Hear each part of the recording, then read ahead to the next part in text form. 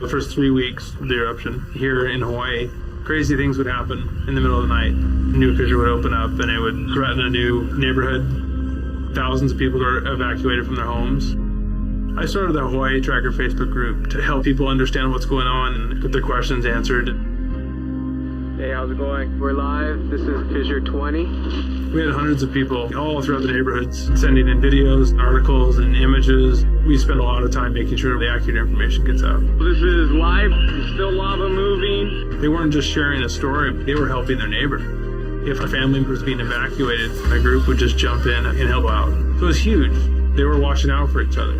Hello everybody, thank you for coming. Thank you for the support from everybody. As we go through this, we're growing closer together as a community. When tragedies like this strike, you really realize how much you need each other.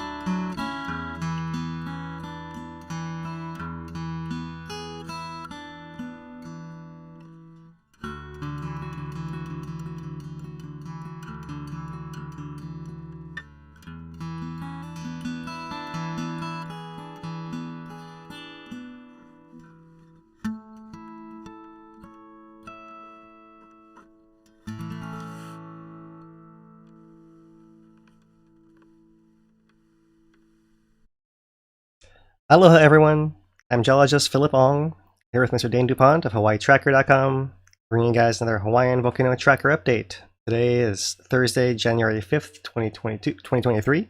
Happy New Year everyone, and today we have a resumption of Kilauea's eruption to headline the events here and totally throw me off my game as I had something totally different prepared for today until this eruption began here. How you doing today, Dane? All right, yeah, eruption came in right before we were going live, or our original plan to go live at 5 p.m. So got a little bit of a delay in there now, but coming to you live now, cover the latest that we have on Kilauea. Maunaloa, nothing happening yet, but Kilauea eruption resumes, and we have lava back in the floor of Halemaʻumaʻu. Looks like it's coming out of slightly a different vent this time, no longer in that western vent, but more centralized near that giant lava island from the very first eruption back in 2020. So yeah, we're going to go over what we have now. It's kind of not a whole lot of photos and stuff like that has come out yet. Two pineapples, as always, are heading up to Halemaʻumaʻu to try and get some live footage for us. And once they're able to get set up, hopefully the conditions are conductive for that. But if they are able to get set up, we'll try and get them on the stream and try and get some of their live footage coming through so we can take a look at the latest in high definition. Sounds good. I just realized I got the wrong date in some of these descriptions. I was trying to fix some of that here, but Thanks for the intro, Dane. Yeah, what you guys can see on the screen here is the latest thermal image from the F1 camera on Kilauea, showing that bright spot kind of in the center where the fissure currently is erupting lava, and it's flowing out across most of that eastern part of the crater floor right now. And that is a very similar area that the 2021 eruption, September 2021 eruption, actually opened up a fissure in that same area, actually. Initially opening up in the center and then eventually migrating to that western vent area. So we'll see if something else progresses. We'll see that we've seen that in the past. That central vent was just the first of a several phase process. So we are seeing the opening phase of this resumption of eruption here. And we'll see if it stays coming up in that same spot or if it'll shift to another fissure somewhere around Halemaʻumaʻu as time goes on, like it did the last time. So that's really the, let me blow this picture up here so we can show you guys a little better. That's the image that came in from 15 minutes ago. Try to reload it here and see what else we have. If it's come a little different, yeah, there it is. And maybe I can, let's see, come up here to the thermal images and step back so you can see what it looked like back here. 4:26 p.m., 4:36 p.m., 4:46 p.m. and just to get it to show more images here. But that's what we got right now. Let's see. Yeah. There it is. A few other images, but yeah, right now we're just looking at the web cameras provided by USGS that have been the ones that are still online that are recording the eruption every 5-10 minute intervals, some of them, and pulling those images for you. No live streams up there right now, just this moment that I have access to and can share with you.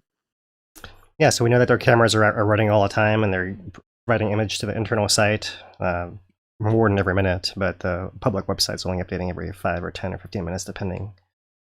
And so that's have to share as the newest imagery. So I can show a couple of things here. This is a wide angle view of the KW camera of that entire Kilauea summit area with this inner pit of Halemaʻumaʻu.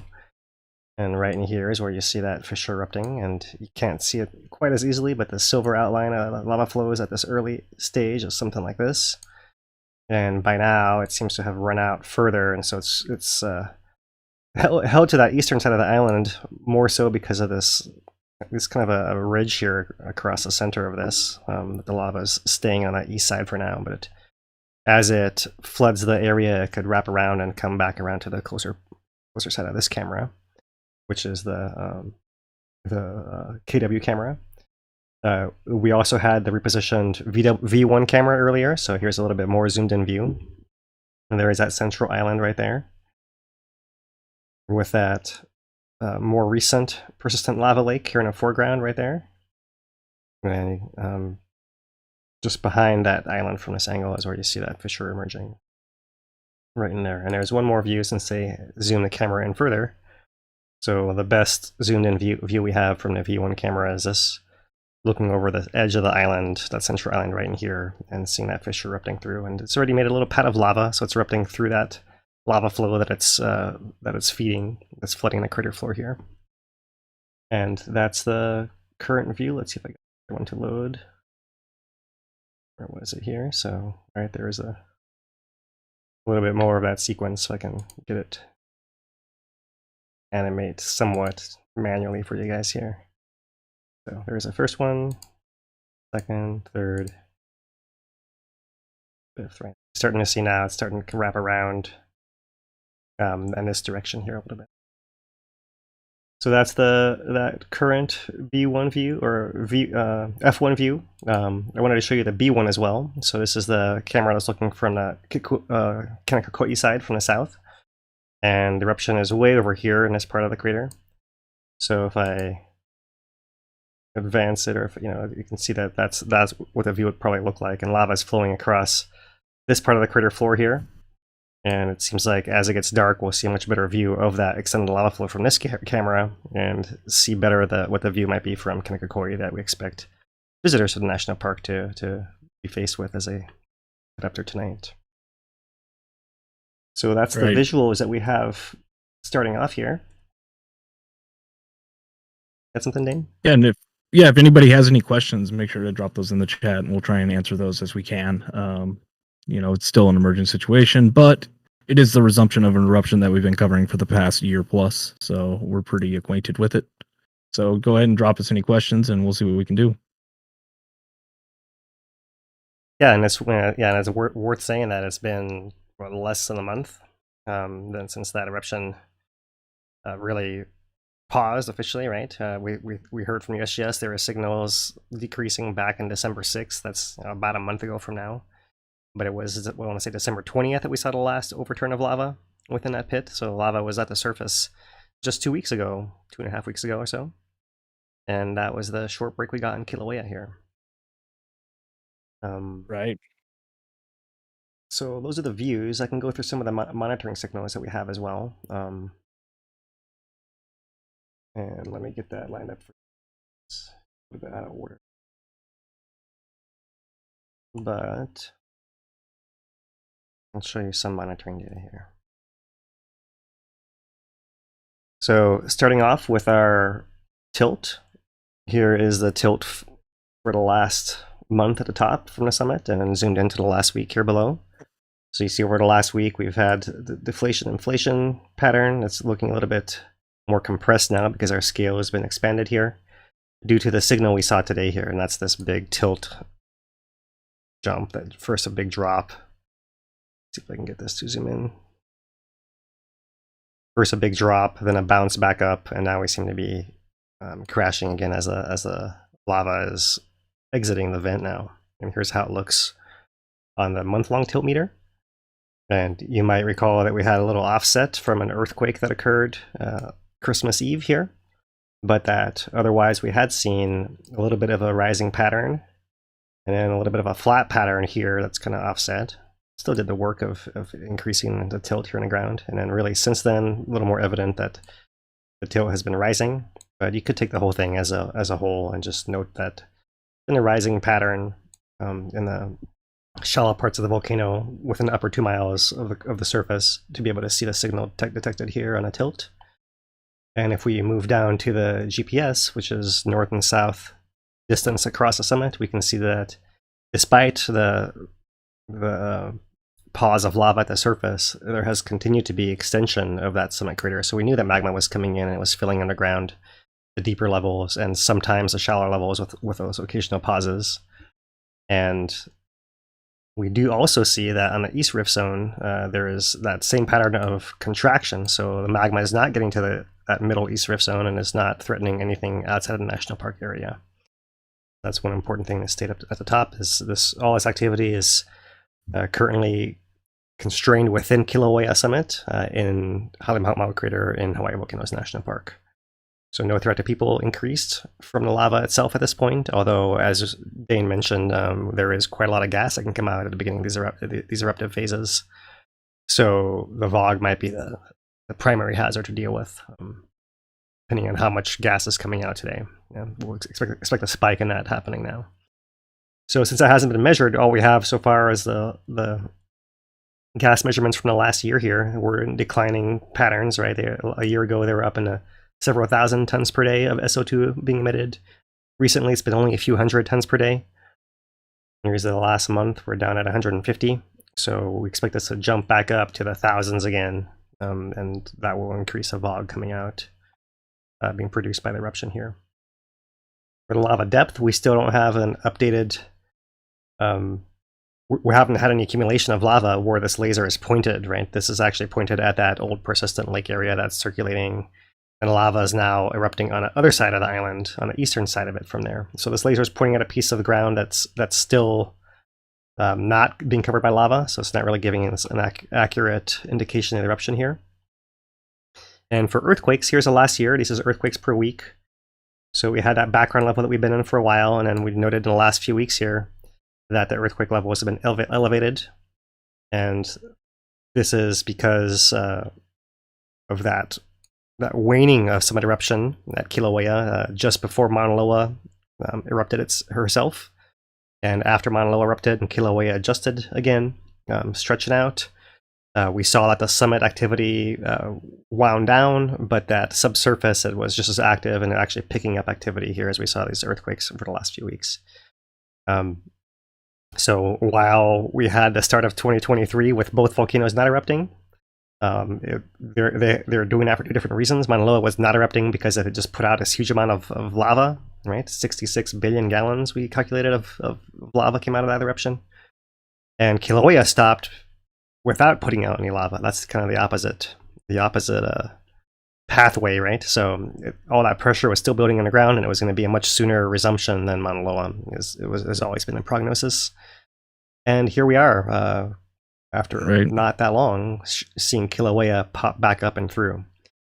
And so the earthquakes are interesting, not just in the raw numbers here. You can see here's the last month. We had a couple of these pulses that cycled up and down and their counts. And it's been more sustained with elevated values here over the last week, which is a similar indication as what we saw at Maunaloa, right? Once the numbers stayed elevated more consistently, it was a better sign. But we also know that these automatic earthquake counts are not picking up that microseismicity that USGS has referred to recently that they noted in Maunaloa. So that's something I noticed again today. And in response, put up the alert level from yellow watch to advisory orange, and then once lava came out of the ground, was an hour after that earlier update, then maybe an hour and a half, and then it's now up to red and warning. Hey, so I was able to find us a live stream if you want to pull it up, that we have permission to go ahead and use. Our good friend Ken Boyer is up on the Caldera edge, looking into the caldera, and has a good view of it, the whole thing. Figure might as well pull it up while we can, while it's fresh. Let's see what I can do here.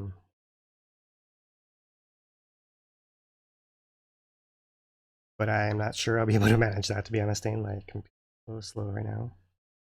Oh, okay.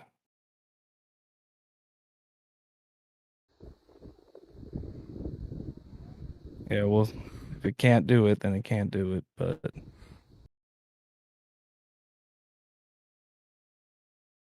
All right, so there it is. I'm going to pull it up with that sound. Mahalo, Ken, for sharing your views here with us. So there is this is live view in. Yep, Ken Boyer on Facebook. Check him out. Worked with him back in 2018. Good guy. So yeah, just it's amazing how fast that the bottom of that crater is filled. Those initial surges of lava really are quite impressive. Yeah, so what you can see here is he's actually focusing in.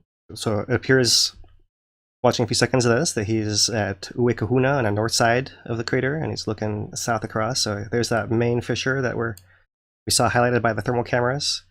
It appears there's another set of fissures here on the far eastern side, and these are all spots that have been hornitos in the past, right, where we've seen glow and lava shooting up. So we know that lava essentially has been injected into the lava lake within the pit that is crusted over all the way across, and it looks like it's not necessarily making new breaks through that upper crust, but it's rather come out of the holes that were already there. There was that one pit that we've seen glowing for the whole last couple weeks, east of the central island, where that main fissure seems to be, and the other ones further east than that are on the left of the screen here.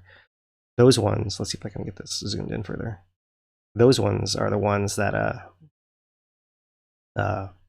were putting up those spatter bursts occasionally and making those hills that we saw rising on the eastern side of the crater there. So yeah, really interesting. Yeah, some views of that eruption. Yeah, and we thank Ken. I believe 2 pineapples are unloading and on their way out, and I believe Ken is going to end his stream soon and be coming back later this evening. So we appreciate the streamers, and yeah, we'll be hopefully joining 2 pineapples in a little while. Do want to shout out, take this time real quick, because we had a $20 super chat from, I'm going to mispronounce it again, and I'm It's gonna apologize, Skajit Ed. Again, Hypod, much mahalo for your efforts, especially for the residents, but the masses as well. Appreciate the support there. All right, yeah. So we are now looking into, for those that may have just joined us, the eruption of Halemaʻumaʻu inside of the Kilauea caldera has resumed. Roughly 4:30 p.m. We're going to have to pull the exact time on that. But the eruption resumed. It's considered resuming because it hasn't gone past that 3-month window that no lava activity, no eruptive activity. And basically this is the resumption of the 2021 eruption. So yeah, we are now looking at the crater floor in there and the active fountains in the middle of that former lava lake that crusted over, but is now getting recovered, the entire surface of that crater floor there.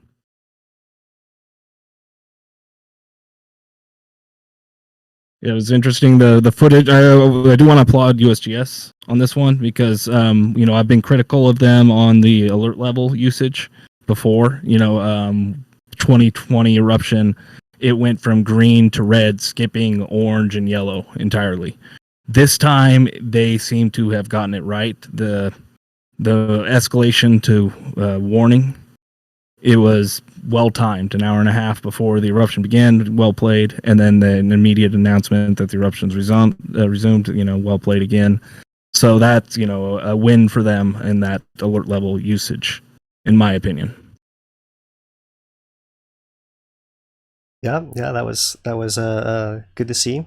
And once we pulled up, there are notifications and noted that they were talking about increased microseismicity once again, and looked at the actual seismic traces, the plots themselves. It was pretty obvious that there were more earthquakes occurring that were not getting put on a map. So here, for an example, let me pull up here the Wekahuna plot for the last 24 hours or 48 hours here. Let me reload it and show you guys at the top of the plot here is 48 hours ago, and so you can see how much wide each of these lines is. 15 minutes going across, and it stacks, right? So occasional earthquakes, but pretty quiet in the background, a little bit of tremor coming through. And then here earlier today, this is 5 a.m. this morning right here, you start to see these little ticks pick up. That's the micro earthquake activity. And then around 2 p.m. here, you see a much stronger burst that comes in just before a 3.7 earthquake. It comes in shallow, and then since then, zoom it in, a lot more frequent micro earthquake activity, and then turning into tremor here at the bottom of the plot, where it becomes a solid, rather than these occasional spikes that are coming every minute or more. You're getting just a continuous band being put out there. So that's what the seismicity looks like. Take you guys back to that live view here. Yeah, really great views. I was wondering kind of where the best views were going to be for this one, because we had a slight change in the location of the vent, but it seems like probably every location is good. Yeah, I mean, most of the viewpoints are looking at that eastern side of the crater floor, and that's where the lava is currently pooling. And usually these first phases, it doesn't matter where you are, you're gonna, because unlike later on when we have just that small persistent area of open lava, you're looking at most of the crater floor is going to be glowing in red all at the same time, right? And we mentioned before, it's been a while, obviously, right? But we're looking at something like 200 acres of that inner crater floor. So it's a huge area, which means that you get to see it from a lot of places. Yeah, absolutely. Right. It's no longer the obstructed view from everywhere, like in the beginning of the 2020 eruption, where there was no view. Right, well, because the pit was so deep, and it was deep in the right. It was so deep down, there was no angle to see it from. Absolutely, yeah. So now everything is up shallower and filling that innermost crater. See all the people there? Yeah. Uekahuna. Lining the cliff. Yeah, it should be the glow sure didn't stay away long. I mean, between the resurfacing events and just was really cooling down on the thermals, and now it's going to be bright again. Yeah, the glow never actually stopped there, right? Actually, there's been glow at Kilauea every night this week. from that same hole, just east of that central island where we see the lava focusing right now. That bright spot right there. So one question I was having was about the idea of the vent moving, and that, we've talked before about a vent relocating being a sign of potentially a new eruption, but this one didn't really move all that far, right? It's from the previous vent to this vent, we've seen more movement than that in the 2021 eruption and the 2020 eruption between vents, and still all the same eruption. Yeah, or two eruptions, two different ones. I mean, I have a hard time calling it a new vent if it's coming out the same hole that was already there. Right? So that's not necessarily new. It's where the actual vent is beneath the crust. We don't know where that is. It's somewhere underneath the crust, somewhere underneath that lake. Now, because it's coming out preferentially on that eastern side, central and eastern side, imagine that vent is underneath the central and eastern side of the lake. It doesn't have to be directly underneath where that hole is. It could be somewhere in the middle of that whole area, anywhere on the eastern side, right? It's probably east of that central island. That central island probably has a root just based on its origin. It formed originally at the bottom of that first pit, so it likely has a that bottom part, although it did move and rotate and all of that. So likely that acts like somewhat like a foil, right? So we think that's I would imagine it's probably on the east side because of that underneath that crust. But exactly where would be hard to tell. And what I could do is pull up. I have this time lapse from back in 2021. Let's play this and let me loop it here. I'm gonna slow it down. So here and change the playback speed. Let's make it really slow. Pull it back here. So this is back in September 2021, when that fissure opened up just east of that central island, and it flooded that whole eastern part, wrapped its way all the way around to the western side, and you can see it kind of surrounded that central island area. Well, actually, you can't see that because I didn't put it on the screen yet. Here we go. So there's that later phases. Let me put it back to the beginning. Here's the beginning of September 2021. Central island. There's a fissures across the middle, wraps around both sides, and then remeets it and surrounds the island there. So I'm going to pull it back. That works fine there. So there's a view of early on that eruption in September. So you see there's that fissure line that occurred just east of that central crater. That's how it looked back in September 2021. And let's see if I can pull up the current one here. And there's how it looks now, right? And everything is obviously a little higher in a screen. That's because the whole crater floor is lifted up in the last year and 4 months or so. But it's that same location, that same pattern, same area there. I'll go ahead and reload this and see how much that has moved. Can't really see it coming around the bottom quite yet. We'll see what develops here as far as the extent of this flow, whether it stays on the eastern side or whether it can breach across. It seems like as it fills that eastern side, it likely will lap on and make its way over here eventually. Right, remember in the past eruptions, 2021 and back in 2020, we saw something like half of the lava volume come out just in the first few days. So it's a really impressive show we're in for tonight, especially, right? And then you'd expect it to kind of wane and focus into the smaller areas as time goes on here. All right, so that's the current webcam view. Let's see, there's the VI camera. This is the last week from the VI camera, which has been V1, which has been repositioned. So there's that central island, and there's that spot that's been glowing for the last week, just east of there. That's where the lava has been focusing this fissure. So there's that. It was just a very, very small spot of glow, obviously, but showing us that there was still action beneath the crust there. And if I come up, let's see if we can review. There's that west V1 camera looking at that vent now, creating a little dome fountain there, and you see that crust is, or that lava flow is forming a crust here. So you're starting to see red just between the cracks of the crust, and otherwise it's insulating itself.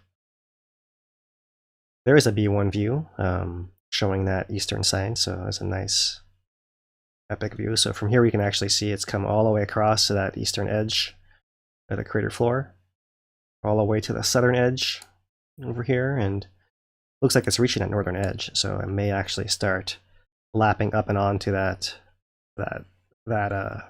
rubbly edge there as it fills in the inner crater here. So pretty cool. Let's see what else we can see. Here's the observation tower view, wide angle view. Not seeing much on those cameras there.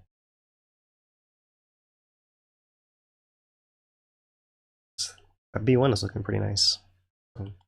People from Kanakakoi side will have a very, very epic view of something like this here.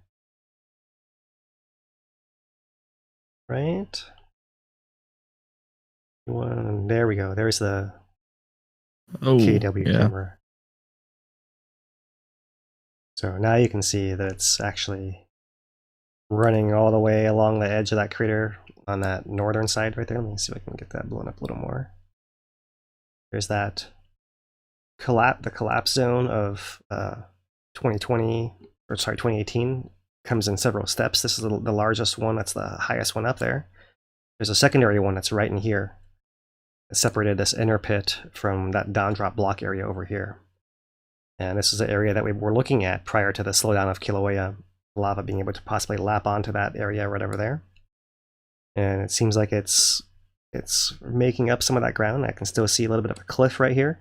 But you can imagine if it keeps pulling in this eastern side, it could start overtopping that, and the path would be something like this from this edge over here, wrapping around onto that down drop block area. So that could be an interesting development should enough lava come out and pool on that eastern side. And you see there's a bit of high ground here in between. This little septum. This is one of the edges of those cracks right here. So we'll see lava actually flowing back across to this eastern side might be more visible. It looks like it is on track to fully surround the inner features. We still presently have that persistent lava lake pit is still drained. There's still a hole here, but imagine as lava wraps its way around, eventually it'll find some pathway back into there and refill that. Although, since this is a place where the lava was coming up, this West Vent complex before, this is likely the place that bulged up the highest. And so it's probably going to be you'll probably have some bits of islands of stuff left over here in this area since it's higher than everything else. But this is that fascinating phase where you see these two arms of lava pouring around the crater, wrapping around. And we'll probably see these close off and finish that embrace here in the next few hours. Yeah, we got a bunch of questions. Do you want to try and take some of those? Well, let's see what we can talk about. We really don't know a whole lot, but let's see what we got. Yeah. So Robert asked, do you believe that the lava bed is hot lava all the way down to the bottom of where the lake started, say with the 2020 eruption, that pit? Yeah, there's definitely some amount of liquid still all the way down.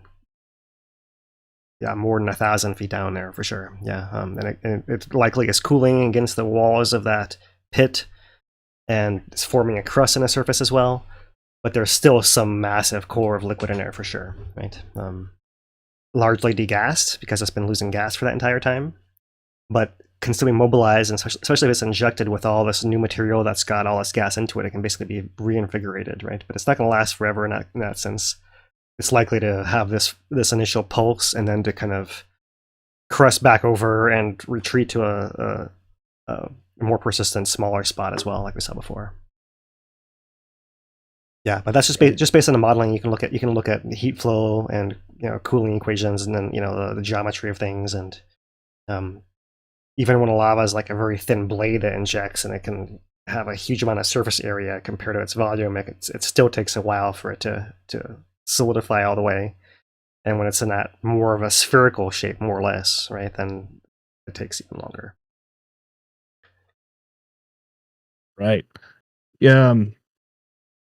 I think that answered another question about how kind of deep the flows are on the floor. But we've got a question here about wondering how it's compared to the output of this before it paused. Is it higher? Output before it paused, definitely higher. Like it was barely doing anything before it paused. Just enough to keep going. Now we're fountains again. Multiple fountains, it looks like. Yeah, absolutely. Yeah. So it's kind of, I think of it almost like it's like almost like a geyser in a sense, where it's primed, like it's been saving up its energy, and now it's letting it all out at once. And then once it's spent, like once it essentially burps in a way, then it's going to go back to what it was doing before and have to build back up again. The thing is, if it's got that open pit where it can continue to degas, then it can't really build up enough pressure to burp out like that again, right? So that's what happened, is because it paused, it kind of was able to build a little bit more stored energy here, and that's what we're seeing released at the beginning of this resumption of phase of the eruption. So do you just, we don't have any volume measurements obviously at this point, but just, we've gone through the last 2 eruptions at Kilauea, or the last 2 initial fountaining phases, we'll call it. This is the fountaining phase too. What's the volume like? Does it look ballpark similar to the other 2 to your eye right now? Yeah, I'm not even going to guess. There's no way to know. It doesn't. Yeah, it doesn't jump out to me like it's a significant amount more than the beginning of the other 2.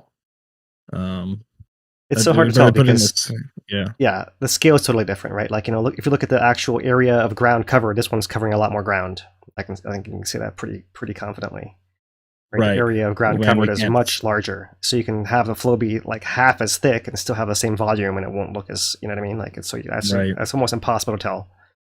How thick are they on the ground? It's really hard to tell. There's nothing to compare it against. There's no trees. There's, we know that island in the middle might have been something like 60, 70 feet thick. So, I would guess it's like in the tens of feet thick, but that's just ballpark guess. Who knows really how thick they actually are. Probably varies a lot from place to place. The fact that it's coming up from the holes that already were there and not actually cracking a new path out of the wall of a crater, right? We don't know how much of the old lava is being entrained there as well. So is everything we're seeing on the surface the actual fresh new stuff? Or is it stuff that's being displaced from below by the new stuff, and it's some mix of old and new stuff together? So could all of that come out and the actual crust that it's on be getting depressed, being pushed back down, everything kind of burping on top of the crust and being pushed down, and we're just seeing it replaced, almost like a lake overturning event where you're actually losing volume, but you're getting a lot more red stuff on the surface? You can't tell at this phase either, right, from that. Right. That's why I really can't go to, there's really no way to answer that with any confidence. There's so many things that could be happening. And that's why you can't really see as far as how thick they are, how much volume it is. All you can really see is how much area does it look to be covering. And the area does seem significant, similar to the other ones, right? The other ones were restricted by the hole they were in. They went as far as they could, and then started getting deeper. And this is doing the same thing. And I think that's the best you could say. Right. All right. So we have a question from Owi-san here, and I think this kind of plays into the crustal resurfacing, that overturning that we were seeing in the previous weeks after Kilauea went into the pause. So Owi-san asked, the weight of the new lava, would that push down and break the old crust, kind of like we saw in the very beginning of that resurfacing event? That's a good question. I think it's a possibility. However, the fact that it's been 2 years of forming a crust, it's likely fairly thick, and that's probably hard to do. Right. Not only that, we saw that a large part of that central area of the crust is buoyant. It's been floating, rising on the lava for 2 years, likely anchored by that very low density, foamy lava material that formed that central island at the beginning of 2020 eruption in December 2020. So that's almost like a big, like a float in the middle of that lid, right? So that thing has been lifting up, and it's not just the one central island. There's that eastern side has got lots of smaller ones that we saw early on. It's been a while since we've really seen them exposed at the surface, but they're all in there buried in that lava crust. So that crust itself has areas that are buoyant. So what we saw before was the central part was lifting up, and then the outer edges were staying low. So the outer edges were almost like a moat. Lava would leak out from that crack and fill that low spot. The center would kind of be lifted up like a piston, and it would leak out and fill the edges. So on the edges, you'd imagine that's actually fairly packed in. And in the center, it's actually trying to rise. So somewhere in that middle zone, you could have some funny things happening, right? The cracks and movement, but it all depends on how thick the crust is in all those areas. And it's also really hard to tell. You can do measurements based on the cooling rates and all that, and you'd arrive at that number of tens of feet thick sort of thing in that ballpark. Then it's a matter of how much lava do you have, and were the cracks already there, and is it pushing on one side more than the other, and how mobile is it? And those are all things that are easy to speculate about, but really hard to know in advance. And it's one of those you wait and see, and once you see it actually happen, you say, yeah, of course that could have happened because there it was happening, right? But Right. we have not seen it happen before in the September 2021 eruption. We did not see that. And obviously in 2020, we didn't have no previous lake there to do that with, right? Yep. All right. Michael Phillips asks, any gas data yet? Looking like a big bog producer. And I was also seeing some people report that they're in Puna and they could see the plume currently up at the summit of Kilauea. So good question, Michael. I have not seen any gas data yet. However, I would be shocked if it's not following the same pattern as every other eruption, and it likely is a big bog producer, especially for the next day or so, right? When we have all the high fountains. The high fountains are basically lava being shot up by the force of the gas pressure that's underground. So when you're seeing those high fountains continue, you can pretty much bet that there's high gas content coming out too. And so I want to say in 2021, those central fountains might have lasted 24 hours, something like that. And then it focused to the west vent in 48 hours, something like that. And then that allowed output to continue at a high rate, but it wasn't as high as that first day. And that's what I'd expect. Right now would be the peak of that gas output. So I'm sure that they're up there measuring, but I have not seen a value reported yet. Right. Look, we do have a little bit of reports coming through from USGS. It looks like they're estimating that dome fountain that's inside the now active lava lake again at about 30 feet high. And yeah, it's covering the east side of the caldera, but we can see that. And we have a new photo I sent you of just them out, the field crew, getting some measurements, taking some imagery. But yeah, so they're out there, USGS on the spot that they normally go to access it, the eruption site, and this is an area that is not open to the public. It's on the western edge of the caldera, I believe. Yeah. Yeah, it does appear to be on the west side there. Yeah, that west side spot. I just had to make sure I said it, then I'm like, wait, is it? But yeah, that's that perspective, and we can see that dome fountain at about 30 feet down there. They're estimating it at. So there you go. That would suggest that the flows themselves are not that thick, right? Maybe 2/3 or half that thickness, somewhere in that range, right? 10, 20, right, something like that. Yeah, so they're not that thick, but they are spreading out quite wide, compared to the last ones. Just because it has all that real estate now.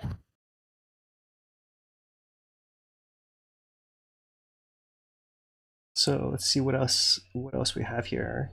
I could have showed some of those earthquakes, but I mean, really at this point, the earthquakes are irrelevant. We've had earthquakes splitting up over the last week, over the last day, accelerating today.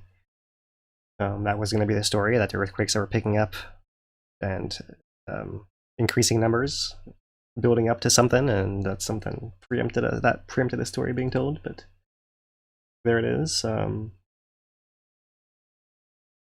There have been some of the deep earthquakes, some of the ones kind of between Maunaloa and Kilauea. We had a 4.0 that was 2 days ago on January 3rd. That was 12 miles down.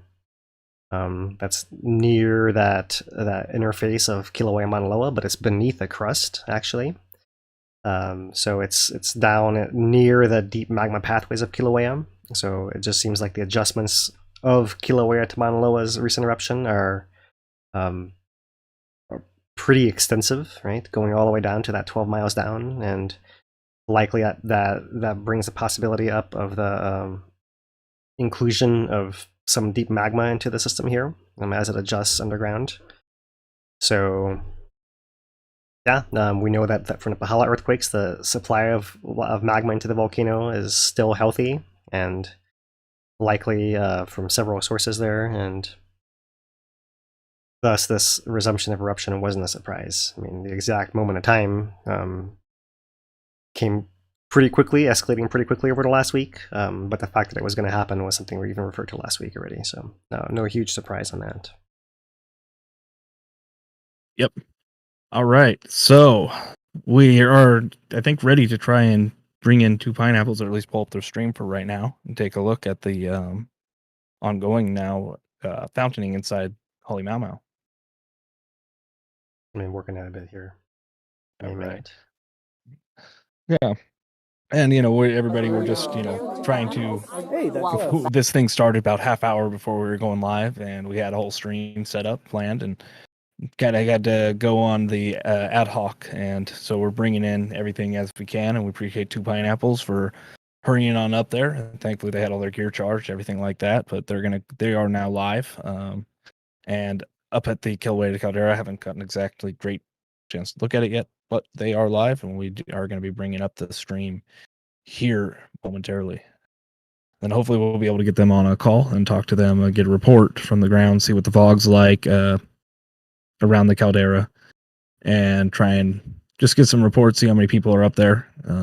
Events like this tend to be somewhat popular, so can make viewing somewhat crowded. And parking hard to find. That's the real issue, is parking, if we're going to be honest about the thing.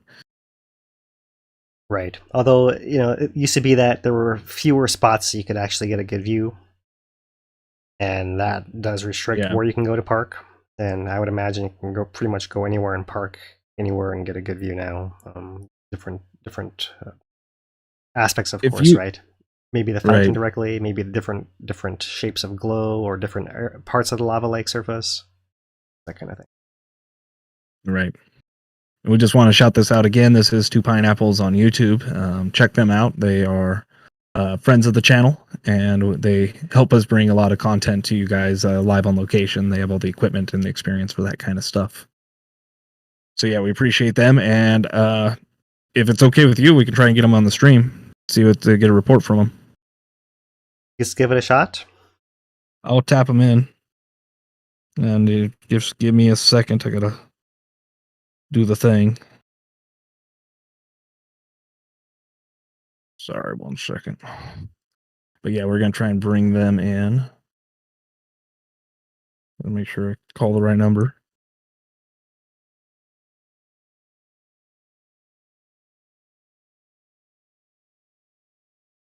Stand by.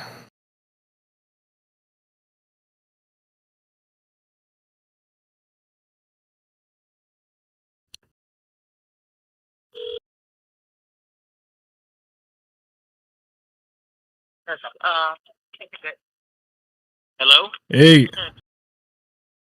Yeah, how's the view up at the caldera?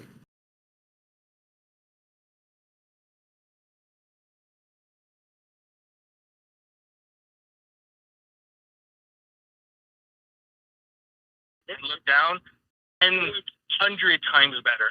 Absolutely spectacular. The entire bowl is almost full except for the middle. I'm sure you guys are already showing the webcam.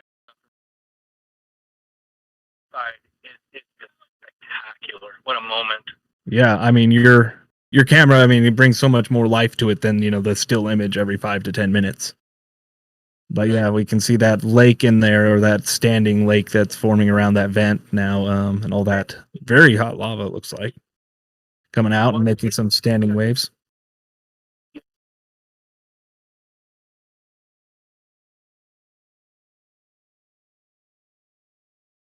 Not hearing anything over here, Dane. Give it a second. We got about a 20-second latency. We'll zoom back in. You can't hear him? Yeah, Is that There what you go. Sound check in your chat. Yeah, I am here. I got nothing. Got nothing. Yeah, I just zoomed in and out to give you guys a better perspective of where that caldera and from where we're standing over on Waldron. I appreciate him. Appreciate the eye. I can hear him cutting in and out a little bit. Occasional words. Dang. All right. So this it sounds like this method isn't working. We're not able to tap you into the mic. No. But I will call into your stream when we conclude, and we'll talk a little bit then. All right, shoot. All right, sorry about that. Apparently, the sound's not going through. It was working last time, but We had a few snippets. yeah, there was. Got a few snippets. Yeah, he was saying like it a much better view this time than the previous eruption inside Halemaʻumaʻu. The viewing is much easier, much better. It's closer as well, just because it's raised up so much further, hundreds of feet since the closer. So yeah, they're just impressed with the viewing up there. Is my audio fading in and out, or is it just? No, you're fine. Yeah, I think it seemed right. like the phone connection, maybe. Sure. It's decent on my end. I just think something was happening with the mic on this. This has a pretty stiff noise gate, so it probably was just something with that. Right. But yeah, they're going to be live, and we will be passing it off to them when we conclude here. And we're just now going over some of the footage. It's great to see these guys out there and being able to bring this kind high definition, high frame rate live footage with that zoom. Like that's the thing, is anybody can go up there and stream with a cell phone, but you're not going to get that kind of zoomed in high definition look that you're getting now. So yeah, we appreciate Two Pineapples for giving this opportunity to check in on this, and we appreciate Ken Boyers for that opportunity to show everybody earlier. Right, so to kind of try to tie it together all here, right? I mean, there are live views. Eruption has resumed within the crater. As far as expectations, I would say it's likely to keep coming out those same vents that are established. The previously existing pits in that crust of the lava lake. So the fissure is likely erupting underneath that east side and coming up through the holes, through those pre-existing pits where the Hornitas were, east of that central island.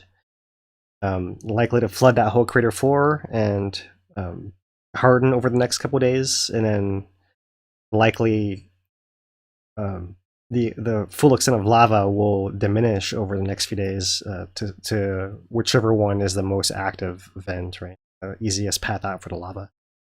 Quite often, these eruptions begin with multiple exit points for the lava, and then once the easiest one is established, the other ones eventually will wane and close off. And you typically have a focusing to a central location, which in the past 2 eruptions has been over in the west. So in the past 2 eruptions, after a central fissure opening up, they've migrated to that western area there. So that's something that could still happen. We could have migrations of the vent and possibly new vents coming up. However, seeing the output of lava that's possible already now, I don't think there's any need for that to happen physically, geologically, right? I think this might be it for the fissure development.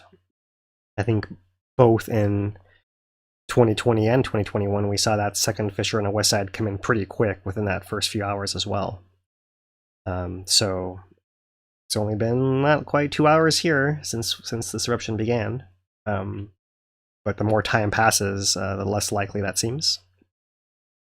So as far as the pressure in the volcano, it's found a way out. That's at the summit in a national park in Halemaʻumaʻu. Does not seem likely the lava is going to go anywhere else because it's found a path out that's straight up. And prior to this, the earthquake pattern was only beneath the summit and not actually even involving either of the upper rift zones, whether the southwest or the southeast rift zone, which is different than we saw in 2020 when both upper rift zones were showing a lot of earthquakes and inflation. In 2021, we had both rift zones showing earthquakes, and we actually had an intrusion in the southwest rift zone a month before that lava broke back through in September 2021. And this time, no involvement of those upper rift zones, just this adjustment underneath a central part of the summit and popping right up and through. So it's a little different than the last couple of times for that reason as well. And that's likely because it's a response to Maunaloa more than likely, right? Rather than anything independently happening with Kilauea supply. So as we've been saying, the magma never stopped coming into the volcano down at depth. And it's been building pressure for the last few weeks as it was not able to exit to the surface, and now that built-up pressure is being released and likely to last a day or two. and then to continue to evolve back into more of a steady state eruption like we've seen for the last couple of years. So that's what I would expect personally. Anything you want to add in there, Dane? I mean, I guess the VOG is something, right? The VOG is likely to be worse again now for a few days, and then diminishing once again over time. Right. Just the standard eruptions that we've seen for Kilauea and Maunaloa too, where that beginning stage when lava first comes out the ground is really vigorous, right? Especially the summit eruptions, right? They're really vigorous, and then after a little while, it starts to taper off and falls rather quickly. And then it can enter into that steady state, and that's what was really carrying the eruption for the past year, basically, of the year and 2 months or the 440 days that it was going. Probably a year of that was that slow tapering off where the volume is cut dramatically from that initial stage. But right now, that emission's probably high for the gas. And we don't know what it is, but it's 100,000 tons more. Easy. Yeah, it could be. I'm not sure it gets up to the 100,000 ton possibly, right? That's what we saw at the beginning of the last few eruptions, where it was going underground for a lot longer. Whereas we had, really a couple of weeks of it not coming out. I mean, maybe a month if you're going to be generous. Right. And in response, do you think that would make it more gas rich or degas? That period. I think you haven't built up as much gas over that time as you might have over 4 months between 2021, or if you think about when 2021 started winding down back in April of 2021, took till September to erupt. That's almost like 6 months of it building gas underground, compared to 1 month to be generous now, right? Right. Yeah, very interesting. And the question, is still going to remain is, does this mean that Mauna Loa is going back to, the long period that it erupts? Because we've always talked about one volcano being the more dominant of the two in terms of being the one where the activity is more focused at. And now we have the eruption resuming at Kilauea. So the question naturally comes, is that mean that Mauna Loa is going to go back into the significant repose period, or more than its average when it was at its height, we'll say? Yeah, and it's impossible to answer that for years, unfortunately. Yeah, right? we don't know. But what you can say is that there's been a lot of change in the last 4 or 5 years, right? Once we saw the 2018 eruption and collapse of Kilauea, we speculated that sagging of Kilauea might actually allow Mauna Loa to expand and have its turn. And we thought that would be what happened next, but actually Kilauea resumed its flow next before Mauna Loa was able to stretch herself back out. It took her 4 years to do so. But Kilauea is still coming in, so it could well be that we see Mauna Loa's eruption in 2022 a response to what happened in 2018, superimposed on Kilauea's steady flow coming up, right? And in that case, it's not really holding to the old patterns, and the old patterns have kind of two sides of the coin. One is that when you have some, let's call it, lesser supply of magma from the hotspot, it does seem like one or the other will go in turn. But there's also been shown that during times of high flow from the hotspot, that they both can erupt at the same time, right? And so we saw that in 2022, and we saw that in 1984, where they're both erupting at the same time as well. And we have seen over the since 2018, to kind of tie it together here, the increase of earthquakes down in a deep hotspot area of Pahala, right? And that likely perhaps in response to Kilauea's collapse and draining, there's more room and less pressure for the magma to come up into. So inducing flow up into Kilauea and Mauna Loa both, high volume coming to both volcanoes. And that's where we still are. The supply into both volcanoes still seems to be high. And as far as how they adjust long term, we'll have to wait and see, right? But that's the phase that we're in. Yeah, I think we can say that it seems like the supply is high to the volcanoes, the magma supply from depth. Yeah. Everything seems to be pointing in that direction, at least. Yeah. So we have. Oh, sorry. Go ahead. That'd be the primary that I'd hang my hat on, rather than any historical pattern. That's just the luck of averages and math. right? That's the most telling thing we have right now, is that supply has been high for years, since 2018, since before 2018, right? Kind of leading to 2018 and continuing ever since. And it was a question in 2018 that we were talking about then, like, hey, we've seen in previous eruptions, like, what was it, 1840, the magma supply was high, big eruptions, Laurie's Rift Zone, summit collapse, ticks all the boxes, and then magma supply dropped. So it was a question of like, well, is magma supply going to drop? And the answer seems to be, with hindsight, no, it did not. And if anything, maybe it increased. Yeah, I think, in hindsight, you can go back to that 2014-15 increase of Bahala, or even back to 2005 Bahala earthquakes increasing, right, led to increasing of the supply of magma to Kilauea summit. Kilauea had been going through a long-term deflation, right? That went back all the way to 1983 from the high fountains of Pu'uo'o. Had been deflating for decades, and turned around in the early 2000s with a new magma supply coming in.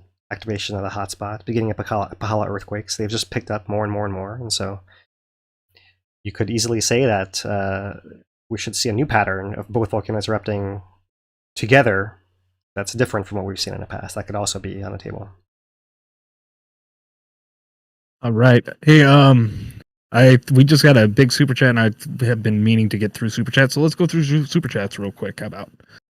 All right, so let's go back up, and we're going to, I think I thanked one, but I did not thank Junie Menzel for a $25 super chat, no message attached. Appreciate that.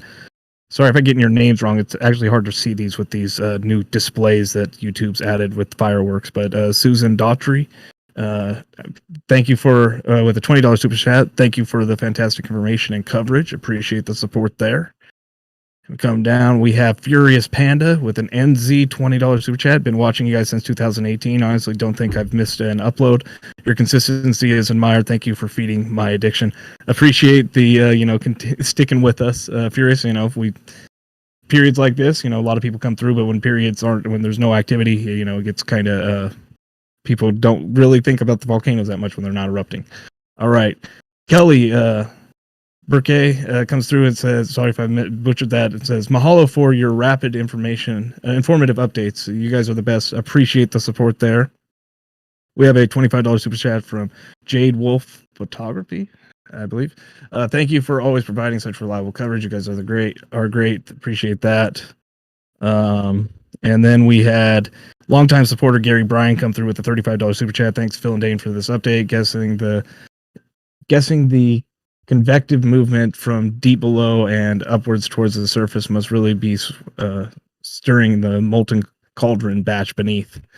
Yeah, seems to be going. Appreciate the support there, Gary. And then we have a NT, I believe that's a Taiwanese dollar, super chat, 750 NT dollars. And email says you're amazing. Appreciate that support there, and I'm going to have to Google Translate that before I can have a chance at the name. I do not speak. All right. Appreciate that from everybody. Yeah, mahalo. A little bit of maybe scheduling, and maybe we can start wrapping it up. I think we'll learn a lot more overnight. Right, there's this eruption is not threatening any people at present, but we wanted to put out this information immediately so that you would actually know that and know that it's more of a viewing opportunity. And if you're in the area and can go up and see it, that's what you should do. You can go bear witness to the wonder of nature here. Definitely bring binoculars. The weather looks pretty good. Pretty clear up here. It's been fairly clear weather up in the volcano area for a few days. A little bit of nighttime drizzle occasionally, but views looking good now.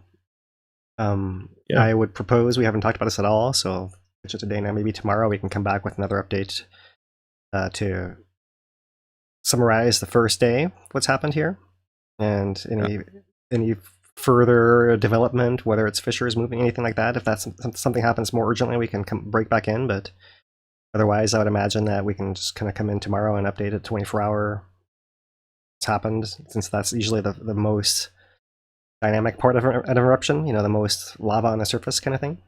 And in the meantime, we'll gather more stuff for you guys.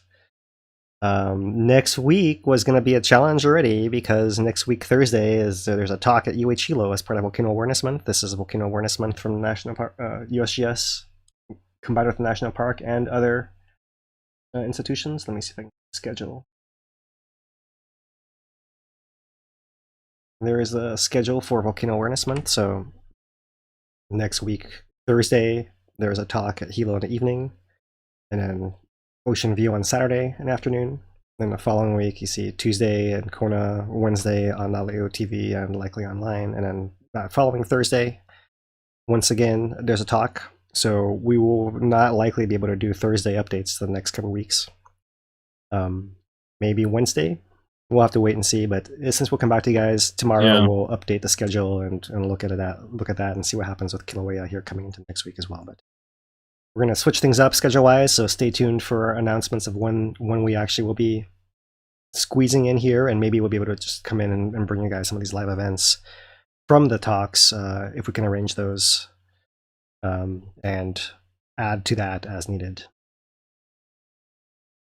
Right. We did have another super chat just come through. Lori May Hill with a $100 super chat. Thanks, Dane and Philip. Nice to keep up with you. I appreciate that support there. Big super chat. Appreciate that. And I'm gonna try say the name. It's Taiwanese. Zin Bin Ying, I believe would be how it would be. I'm sorry for butchering it, but I figured I'd make an attempt. But yeah. Appreciate the support, everybody that turned out for the super chats today. And we would, we'll just recap a little bit. The eruption at Halemaʻumaʻu inside the Kilauea caldera has resumed. This is inside the national park, so it's away from infrastructure, away from populated areas. This is the area that's set up specifically to, keep everything contained, so to speak. So it's in the national park, monitoring by USGS. We're looking at footage from Two Pineapples, who after the stream concludes, we will be passing it over to, and they're live up there, and they're going to continue the stream. I don't know how long, but they usually go for several hours or a few hours, and we'll continue monitoring it overnight. We'll come back with tomorrow with a continuing update, going back into more frequent updates with the lava at the surface again. So we appreciate everybody that turned out today. Make sure to like, subscribe, share, and all that jazz. I know people get tired of hearing about it, but it really does help with the algorithm and all that stuff and the YouTube and the Facebook spheres. So appreciate that. And right now there's a question: can lava can't leave the caldera? It always can erupt elsewhere, but as of right now, it's entirely contained within the caldera, and it's not gonna get out of there unless it migrates somewhere else. Basically. It's well insulated. There's big crater walls in there and big caldera walls in there. It still has a lot of room to work with. So, I believe Philip is taking a call right now. So I'm just going to go ahead and keep talking. Appreciate everybody that turned out today. We do also have a Facebook group, and that's where most of the information gets shared on. It's a Hawaii Tracker. We have like 112,000 members on there. Great photographers, scientists, they crowdsource information. We had some amazing maps on the Maunaloa eruption that were being made by some, very talented people. And we're just going to continue on with it. Right now, this is a very different situation than that first night on Maunaloa. That first night on Maunaloa, that we didn't know where it was going. It could have gone into a residential area. Right now, this ain't that, right? Well, there's no indication this thing's going into the rift zone right now. And it seems like it's just the resumption of the eruption that we've been watching for the past year and about 3 months. That's all I got, Dane, for now. If anything else is new, we can break in later, I suppose. But otherwise, I might try to head up there and get some views myself. Maybe I'll meet up with Two Pineapples if I can track them down. Yeah. And answer some of these phone calls that are coming in too. Yeah, always. That's the thing about going live right at the beginning of one of these eruptions is everybody's like, "Hey, the eruption's going." So yeah, yeah. That was a news channel. So we'll see what we hope the news and keep everyone informed. Right. All right. Well, maybe we'll see who is at Hawaii News Now. Yeah, maybe we'll see you on there. Maybe we'll see you on there a little bit later, talking about what's going on up at the Kilauea Summit. And thank everybody for joining us. We are now just over an hour long. That's kind of what we were setting out to do, was a 1 hour stream. And we've accomplished that. We had a $10 super chat from JW and says, thanks. Appreciate everybody that turned out today. I think that will be it. Check out Two Pineapples. Check us out on Facebook, Hawaii Tracker. And yeah, I think that does it for me. Mahalo, Dane. Mahalo, everybody, for tuning in, and we'll be back with you guys tomorrow, if not sooner. So from HawaiiTracker.com, he's Dane DuPont. I'm Philip Ong.